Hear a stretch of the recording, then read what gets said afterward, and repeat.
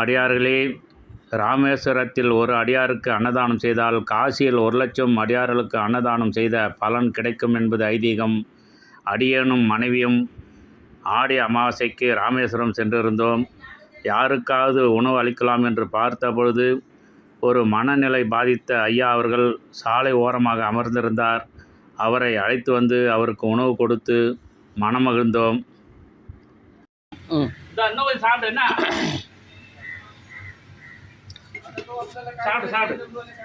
சாப்பிடு, நான் இன்னும் தனியாக தரேன். போதுமா? நல்லா கலந்துக்க, நல்லா பேசி நல்லா இருக்கு. சாப்பிடு,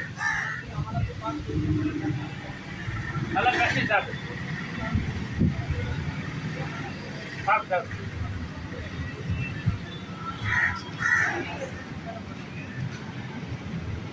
அதெல்லாம் ஒன்றும் இல்லை, சாப்பிடு. காய் தான், காய் சாப்பிடலாம். சாப்பிடு,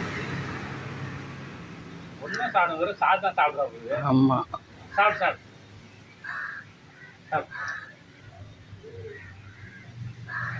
போதுமா? சரி, போதுமா? ரைட்.